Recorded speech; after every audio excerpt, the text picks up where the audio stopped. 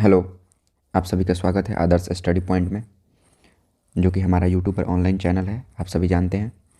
आज हम टारगेट का सेट पेपर 1 करेंगे, मॉडल सेट पेपर 1, जिसमें हम ऑब्जेक्टिव क्वेश्चन को डिस्कस करेंगे और ट्राई करेंगे कि सारे जो आपके मॉडल सेट पेपर हैं, जितने भी मॉडल सेट पेपर हैं इंग्लिश के, वो एक एक करके हम लोग यहाँ पर कर लें।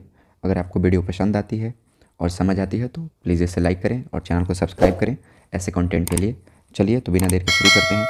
जैसा कि यहाँ पर दिया गया है कि ऑब्जेक्टिव क्वेश्चंस जो हैं इसमें 100 मार्क्स के होते हैं, ये आप सभी जानते हैं, ये क्लास 10th के लिए है। तो 100 मार्क्स में 50 मार्क्स के जो हैं वो ऑब्जेक्टिव क्वेश्चन करने होते हैं और 50 मार्क्स के सब्जेक्टिव करने होते हैं। ठीक है। ऑब्जेक्टिव का मतलब होता है कि आपके क्वेश्चन दिए होंगे, उसमें आंसर्स भी दिए होंगे, आपको एक चूज़ करना होता है, और सब्जेक्टिव में आपको इसे लिखना होगा। ठीक है। चलिए देखिए, पहला क्वेश्चन है, the girlfriend in the loved defiled was blank of the narrator. कह रहा है कि जो लव डिफेल्ड स्टोरी है उसमें जो गर्लफ्रेंड है वो नरेटर की क्या है? हेडेक, यानी कि सिर दर्द है। हेडेक का मतलब सिर दर्द होता है तो नहीं। लाइफ फोर्स है, बिल्कुल। तो जो स्टोरी आप पढ़े होंगे तो आपको मालूम है कि जो लव डिफेल्ड में गर्लफ्रेंड है, जिसे नरेटर जो बताता है, नरेटर का मतलब आप थोड़ा समझ लीजिए कि नरेटर मतलब होता है एक तो या तो स्टोरी टेलर, ऑथर, ठीक है, उसके ऑथर, और उसके साथ साथ आप इसे स्पीकर भी कह सकते हैं। तो इन नामों से बुलाया जाता है, तो परेशान नहीं होना है कि नरेटर का मतलब क्या होता है। ठीक। तो जो नरेटर है वो कहता है कि जो उसकी गर्लफ्रेंड है वो क्या है? उसके जीवन का बल है। लाइफ फोर्स का मतलब जीवन का बल। ठीक है। नेक्स्ट क्वेश्चन देखते हैं। The chair for the party came in. कह रहा है कि चेयर जो पार्टी के लिए आया था वो कब आया था? रात को आया था? नहीं। आफ्टरनून में? जी हाँ। तो अगर आप स्टोरी पढ़ेंगे तो उसमें मालूम चलेगा कि जो पार्टी के लिए चेयर आई थी वो दोपहर के समय आई थी। नाइट का मतलब रात होता है, इवनिंग का मतलब शाम होता है, और मॉर्निंग का मतलब सुबह होता है। लेकिन जो पार्टी के लिए जो चेयर आई थी वो आफ्टरनून में आई थी। ठीक है। नेक्स्ट क्वेश्चन देखते हैं। Immunoglobulin is a protein. Immunoglobulin is a protein acting as. Correct. Immunoglobulin नाम का जो प्रोटीन है वो किस तरह काम करता है? एलर्जी के तौर पे? नहीं। इन्फेक्शन के तौर पे? नहीं। देखिए, एलर्जी का मतलब ये समझ जाइए कि जब किसी बाहरी चीज़ से आपको कोई तकलीफ हो जाए, आपका हेल्थ ख़राब हो जाए, तो वो एलर्जी है। जैसे मान लीजिए किसी को धूल से एलर्जी हो जाता है, छींक खांसी आने लगती है। इन्फेक्शन का मतलब होता है कि बैक्टीरिया वायरस से अगर आपको कोई चीज़ हो जाती है, जैसे घाव, फोड़े, फुंसी, ये सारी चीज़ें, तो वो इन्फेक्शन होता है। और एंटीबॉडी जो है वो खून में बनती है। एंटीबॉडी देखिए, ब्लड जो होता है उसमें दो चीज़ें बनती हैं, आप सभी जानते होंगे। एक है एंटीबॉडी, ठीक है, और एक है एंटीजन। आपको मालूम ही होगा, आपने रुधिर पढ़ा होगा चैप्टर तो समझते होंगे। तो ग्लोबुलिन नाम का जो प्रोटीन होता है वो एंटीबॉडी है। यहाँ पर एक शब्द दिया हुआ ऑब्स्टैकल। ऑब्स्टैकल का मतलब होता है रोध। अगर कोई आपके रास्ते में कोई चीज़ आ रही है तो उसे ऑब्स्टैकल कहते हैं। यानी कि जैसे मान लीजिए कि आप कहीं जा रहे हैं, गली में बांस लगाया हुआ है जिसे आप पार नहीं कर सकते, तो बांस को हम लोग ऑब्स्टैकल कहेंगे। क्लियर है? चलिए आगे देखिए। How were मार्थाज hand. करेगा, मार्था का जो हाथ था वो कैसा था? Strong, fat, slim, beautiful. तो आप जानते हैं कि जो मार्था का हाथ है वो कैसा है? ये स्टोरी, ये पोइट्री में तो मार्था का जो हाथ है वो स्लिम है। स्ट्रॉन्ग का मतलब होता है मजबूत, फैट का मतलब होता है मोटा, और ब्यूटीफुल का मतलब होता है सुंदर। तो जो पोइट्री है उसमें वाल्टर डेलामारे की ये पोइट्री है, जिसमें वो बताते हैं कि मार्था का जो हैंड है वो स्मॉल है, मतलब स्लिम है, मतलब पतला है। ठीक है। Next question. How does the koel feel. कह रहे हैं कि कोयल किस तरीके से महसूस करती है? कोयल कैसा महसूस करती है? तो पहला ऑप्शन है सेटिस्फाइड। तो सेटिस्फाइड का मतलब होता है संतुष्ट। तो कोयल जो है उस स्टोरी में बिलाप कर रही है, तो सेटिस्फाइड नहीं है वो। ठीक है। पोइट्री में जिसे पूरन सिंह ने लिखा है, आप जानते होंगे। हैप्पी का मतलब खुश नहीं। रेस्टलेस, बिल्कुल। वो बिलाप कर रही है, उसके मन में शांति नहीं है, तो इसलिए रेस्टलेस है। कोयल जो है वो रेस्टलेस है। पीसफुल का मतलब शांति होता है, तो ये भी नहीं होगा। चलिए अगला देखिए। वाट स्लाइड्स अवे। कह रहा है कि क्या फिसल जाता है? तो देखिए, जीवन में क्या फिसल रहा है? पेशेंस। पेशेंस का मतलब धैर्य नहीं। कम लोगों का फिसलता है लेकिन धैर्य नहीं होगा। वेल्थ नहीं, वेल्थ जाता है तो कमा सकते हैं आप। हैप्पीनेस, ये भी जाता है आते रहता है, ये भी नहीं होगा। तो जीवन के जो साल होते हैं, आपका जीवन का जो उम्र है वो धीरे धीरे स्लाइड करते जा रहा है, यानी कि बिखरते जा रहा है, चलते जा रहा है, गिरते जा रही है।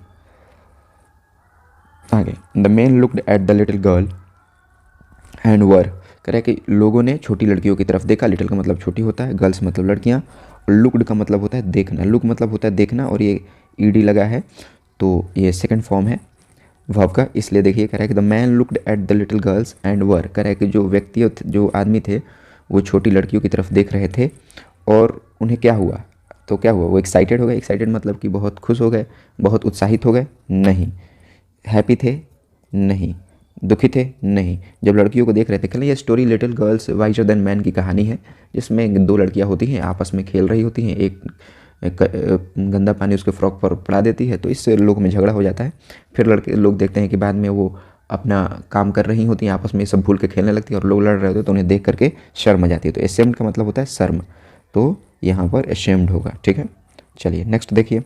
नेक्स्ट कह रहा है कि young people were unable to hold their, कह रहा है कि उसी कहानी का है कि जो जवान लोग थे उन बच्चियों को खेलता हुआ देख करके अपनी क्या नहीं रोक पा रहे थे, तो हंसी नहीं रोक पा रहे थे। लाफ्टर का मतलब हंसी होता है, तो यही होगा। एंगर तो नहीं होगा। टीयर्स मतलब आंसू होते हैं। वेल्थ मतलब धन होता है, तो अपनी हंसी नहीं रोक पा रहे थे, ठीक है। चलिए आगे देखते हैं। उम्मीद करता हूँ कि आपको क्वेश्चन समझ में आए होंगे। Next, one of the most significant phenomena of our time has been development of, कह रहा है कि हमारे समय का जो महत्वपूर्ण इंपॉर्टेंट एक काम हुआ है हमारे समय का, वो किस चीज़ में हुआ है। देखिए सिनेमा में भी हुआ है, पेंटिंग में भी हुआ है, रॉकेट्स में भी, कृषि में भी। एग्रीकल्चर का मतलब कृषि होता है, तो सिनेमा में भी हुआ है। तो यहाँ पर देखिए पेंटिंग, रॉकेट्स और एग्रीकल्चर, इनमें हमेशा से काम होते आए हैं, लेकिन सिनेमा में अब आप देखते हैं VFX, एनिमेशन, इन सारी चीज़ों के इस्तेमाल की वजह से आप कह सकते हैं कि बहुत ज़्यादा बदलाव अगर किसी चीज़ में आया है तो वो आया है सिनेमा में, ठीक है। नेक्स्ट क्वेश्चन देखते हैं। The author of the pace of living wants to dine in London and lunch in, कह रहा है कि जो ऑथर हैं पेस ऑफ लिविंग में, वो जो डाइन करना चाहते हैं, यानी खाना खाना चाहते हैं लंदन में, लेकिन लंच कहाँ करना चाहते हैं। ज़रा थोड़ी सी बातें मैं आपको खाने के बारे में समझा दूं। जैसे जो सुबह का खाना होता है उसे ब्रेकफास्ट बोलते हैं। एक सेकंड, थोड़ा पेन पतला कर लें। ब्रेकफास्ट, ठीक है। जो दोपहर का खाना होता है उसे हम लोग लंच कहते हैं, LUNCH, ठीक है। और जो उसके बाद शाम का खाना होता है स्नैक्स कहते हैं, स्नैक्स। और उसके बाद जो रात का खाना होता है उसे डिनर कहते हैं, ठीक है। और जो रात के बाद कुछ मीठा खाते हैं, थोड़ा खाना खा लेने के बाद, उसे सपा कहते हैं, सपा, ठीक है। तो इन बातों को ध्यान रखेंगे। तो डाइन मतलब कि रात का खाना वो लंदन में खाना चाहता है, लेकिन सुबह का खाना खाना कहाँ चाहता है, तो देखिए शिकागो में नहीं, न्यूयॉर्क में वो खाना चाहता है, ठीक है। चलिए इसे मिटा देता हूँ, अगर मन करे तो स्क्रीनशॉट ले लीजिए। चलिए इसे मिटा देता हूँ। The girls in the Tolstoy story had that everyone was fighting because of them, कह रहा है कि जो गर्ल्स हैं टोल्स्टॉय की कहानी में, टोल्स्टॉय ने वो कहानी लिखी है ना, little girl visor then man, तो उसमें जो लड़कियां हैं, that everyone was fighting because of them, कह रहा है कि जो लड़कियां हैं वो, उन्हें क्या हो जाता है कि उनके बारे में लोग उनके लिए लड़ रहे हैं, तो क्या वो उस बात को चेरिश करती हैं। चेरिश करना मतलब कि बहुत अच्छा समझना, बहुत प्यार देना, तो नहीं होगा। इन्जॉय करती हैं, इन्जॉय भी नहीं करती हैं। रिमेंबर करती हैं, नहीं, वो भूल जाती है तुरंत और एक दूसरे से दोस्त बन के खेलने लगती हैं। आप कहानी पढ़े होंगे तो जानते होंगे। नेक्स्ट देखिए। With dash around no animal can get into field, कह रहा है कि किसके आसपास होते हुए कोई भी जानवर खेत में नहीं आ सकता है, तो विलेजर नहीं, मुन्नी नहीं, जबरा, बिल्कुल जबरा जो है वो जनवरी नाइट कहानी का कुत्ता है, क्या है, डॉग है। तो डॉग के रहते हुए दूसरा जानवर खेतों में तो नहीं घुस सकता, ठीक है। उस कहानी में हल्कू जो है वो मेन कैरेक्टर है, और हल्कू की जो बीवी है वो मुन्नी है, और उसका एक कुत्ता होता है जबरा, ठीक है। और इस कहानी में मुंशी प्रेमचंद की लिखी गई ये कहानी है। आप अगर पढ़ें तो बहुत ब्यूटीफुल कहानी है, ज़रूर पढ़ें एक बार। सॉरी, चलिए देखते हैं। कह रहा है who was the cabinet minister for the scientific research and cultural affair during the Nehru prime ministership, कह रहा है कि नेहरू के प्राइम मिनिस्टरशिप में, यानी जब नेहरू प्राइम मिनिस्टर थे तो कैबिनेट मिनिस्टर में साइंटिफिक रिसर्च और कल्चरल अफेयर, यानी कि वैज्ञानिक खोजों के लिए और सांस्कृतिक मुद्दों के लिए कौन कैबिनेट मिनिस्टर था। टोनी मॉरिसन, बिल्कुल नहीं, टोनी मॉरिसन तो अमेरिकन है, तो इंडिया में कहाँ से। लियो टोल्स्टॉय एक लेखक है और ये भी नहीं हो सकते। महादेवी वर्मा भी लेखक है। हुमायूं कबीर लेखक हैं, लेकिन ये मिनिस्टर भी रहे हैं। चलिए नेक्स्ट देखिए। William Cowper's son is a dash example of kind of writing, कह रहे कि विलियम कॉपर की जो कविता है वो किस तरीके की कविता की एग्जाम्पल है, किस तरीके की कविता है। मॉडर्न का मतलब होता है आधुनिक, ठीक है। अब और इसका अगर आप उल्टा शब्द जानना चाहते हैं तो वो है एंशिएंट। एंशिएंट का मतलब होता है प्राचीन। इन बातों का ध्यान रखेंगे, ठीक है। तो विलियम कॉपर जो हैं वो क्लासिकल समय के कवि हैं, यानी कि वो पुरानी बातों को, पुरानी मान्यताओं में बहुत वैल्यू करते हैं, ठीक है। तो वो क्लासिकल आगे देखिए, essay on criticism is a famous work of, कह रहा है कि एसे ऑन क्रिटिसिज्म जो है वो किसका महत्वपूर्ण कार्य है, तो एसे ऑन क्रिटिसिज्म जो है वो है विलियम कॉपर का मुख्य कार्य है। ये एक किताब है जिसे लिखी गई है ठीक है। Me and ecology bit brings out the issue of, कह रहा है कि मी एंड इकोलॉजी बिट जो कहानी है वो किस तरीके के मुद्दों को बाहर लाता है। प्रिजर्विंग इन्वायरमेंट, बिल्कुल, यानी कि प्रिजर्विंग का मतलब होता है सुरक्षित रखना, संरक्षण रखना।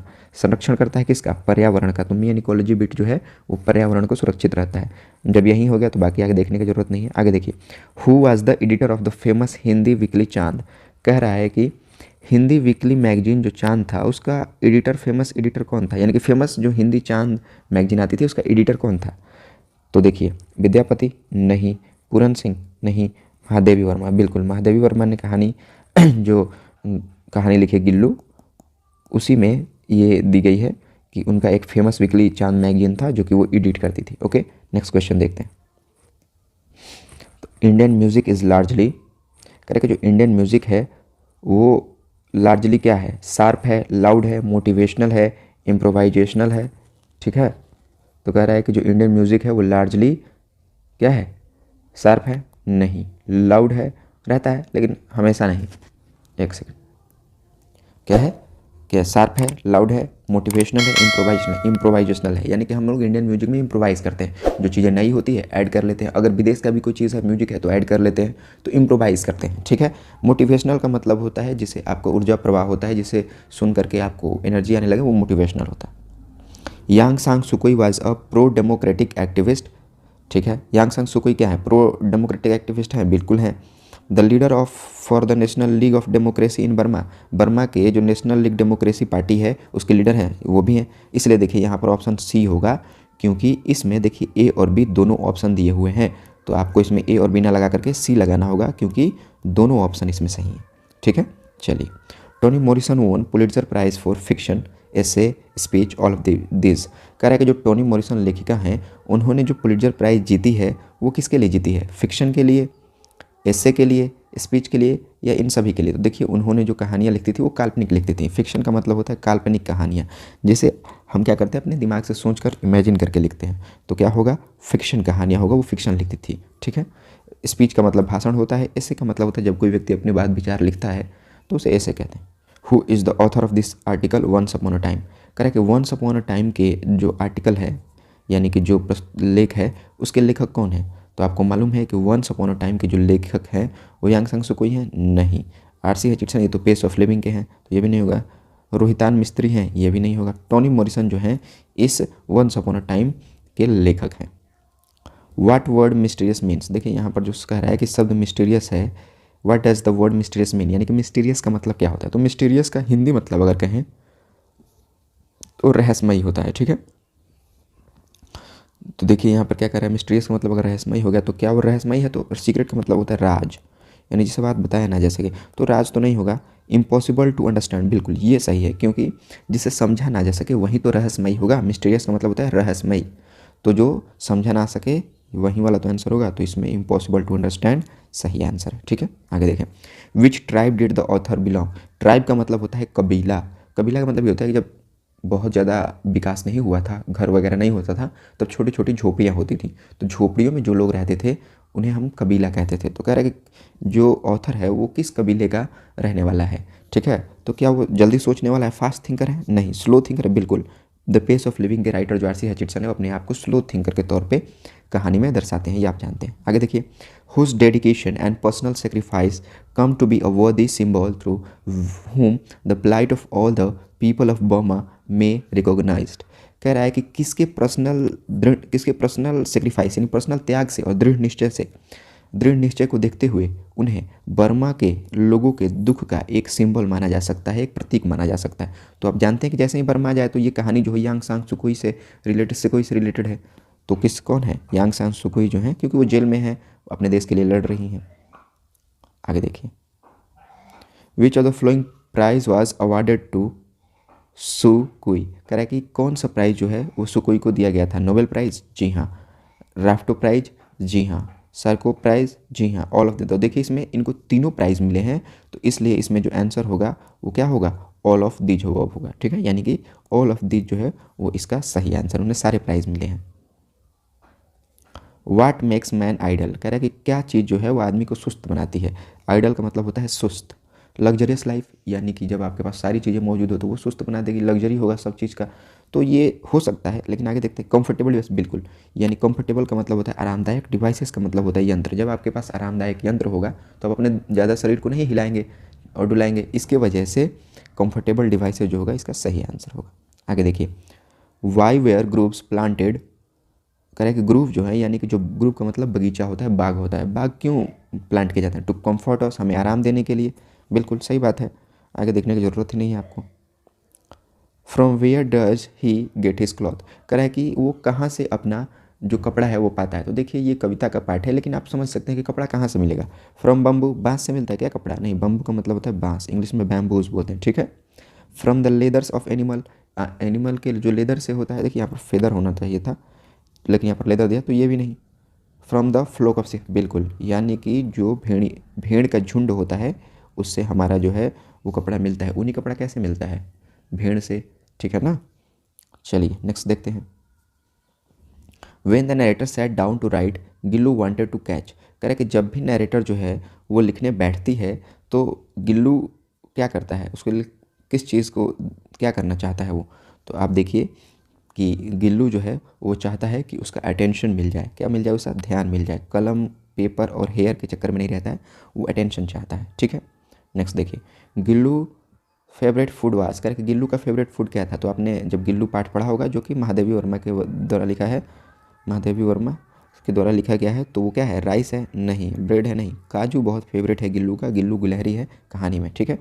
Who was cheating the corn merchant, कह रहा है कि कॉर्न मर्चेंट को कौन चीट कर रहा था? ये बेसिकली जो द पेस ऑफ लिविंग है उस कहानी का ये क्वेश्चन है, जिसमें एक प्ले हो रहा होता है, एक ड्रामा हो रहा होता है डबलिन में, जिसमें कॉर्न मर्चेंट की एक कहानी दिखाई जा रही होती है, जिसमें उसका भतीजा जो है वो चीट कर रहा होता है। तो क्या उसका बेटा? नहीं।